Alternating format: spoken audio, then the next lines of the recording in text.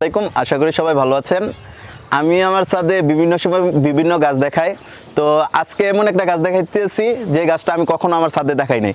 এই গাছটা এই একটা গাছ, এই গাছটার নাম হচ্ছে মালবেরি গাছ। ভাই তোমার ছাদ বাগানে তো আগে কখনো এই গাছটা দেখি নাই। আসলে এই গাছটা দেখাই নাই বলতে এই গাছটা এরকম শুধু একটা ডাইলি ছিল, তো এই গাছটার মধ্যে এরকম ফল আসে না। এই দেখো একটা জিনিস একটু ক্লোজ করে দেখাও, এই যে ফল, এরপরে এই যে ডাইলটা একটু দেখাও, এন কত পরিমাণ ফল, মাশাআল্লাহ আলহামদুলিল্লাহ। আসলে মূলত আরেকটা সমস্যা আছে যে অনেকে ভিডিও দেখে তো মাশাআল্লাহ বলে না, মাশাআল্লাহ আলহামদুলিল্লাহ এইগুলো কথার ভিতরে যে কতটা নিয়ামত এটা আসলে বলে বোঝানো যাবে না।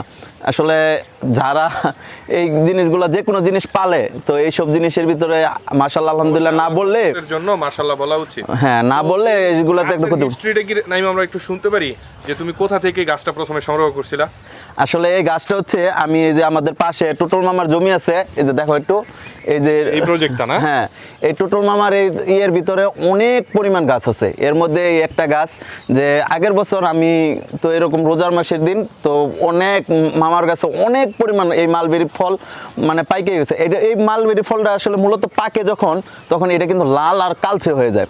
আর তখন অনেক ফল পাকতেছে, মামা অসুস্থ ছিল তখন আর আমার বলে নাই। তো ঈদের সময় মামা আসছে, বলতেছে নাইম তুমি এত ফল হয়েছে তুমি বাইরে নিয়ে খাইলে নাকি? আমি কই মামা এমনিতে খাই নাই, কেমন লাগে এসেই।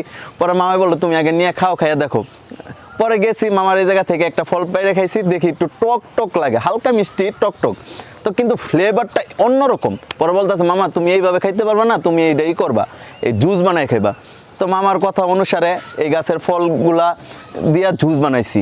জুস বানানোর পরে তো খাওয়ার পরে দেখলাম চিনি, লবণ আর এই ফলটা একসাথে ব্লেন্ডার করে জুস বানিয়ে খেয়েছি। জুস বানিয়ে খাওয়ার পরে দেখলাম এতটা সুস্বাদু, আমার মনে হয় না এতটা সুস্বাদু জুস আমি কখনো খাইছি। তো আমার সাথে এই যে একটা যেমন এই মালবেরি গাছ আছে, এই যে এর পাশাপাশি এই যে আরেকটা মালবেরি গাছ আছে। তো আমার সাথে কিন্তু এই যে এই আরেকটা মালবেরি গাছ, আর এই গাছগুলো কিন্তু এতটা ছোট আর গাছের গ্রোথ নাই।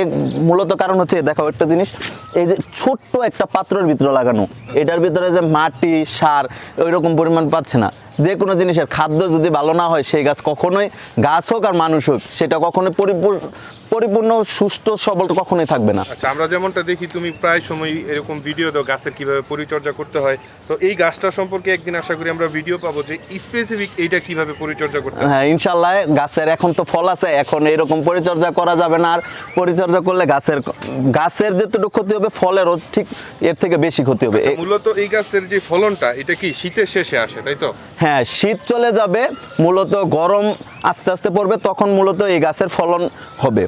আর পাকবে একটু গরম যখন হবে তখন পাকবে। আচ্ছা, এই গাছ নিয়ে তোমার আর কোনো ভবিষ্যৎ পরিকল্পনা আছে যে এই গাছগুলো আরো বাড়াবার, টবে আরো বেশি করে লাগানো? না, আসলে ছাদে এই পরিমাণ জায়গা নাই, তো এই কারণে গাছের তো গুলাই করা যাবে না। কিন্তু এই গাছ দুইটা আছে, এই গাছ দুইটাই আমি বড় টপের ভিতরে প্রতিস্থাপন করব, আর এই গাছগুলো কাটিং করে আস্তে আস্তে জোপালো তৈরি করব। জোপালো হলে তখন ফলন এমনিতে অটো বেশি হয়ে যাবে, আর দুইটা গাছের ফলনই আমার আলহামদুলিল্লাহ চলে যাবে। আচ্ছা, এই ফলনগুলো পাকতে মোটামুটি আর কতদিন লাগতে পারে? মোটামুটি তারপরও মনে হয় মাসখানিক চলে যেতে পারে। এই যে আচ্ছা, এখন বর্তমানে এটা কাঁচা অবস্থায় আছে, হ্যাঁ, তাহলে সবাইকে একটা দাওয়াত দিয়ে দাও। তো আর পাকলে সবাই ইনশাল্লাহ আসবেন, খাইতে আসবেন। তো সবাই ভালো থাকবেন, আসসালামু আলাইকুম, আর 5 ওয়াক্ত নামাজ পড়বেন। সালাম।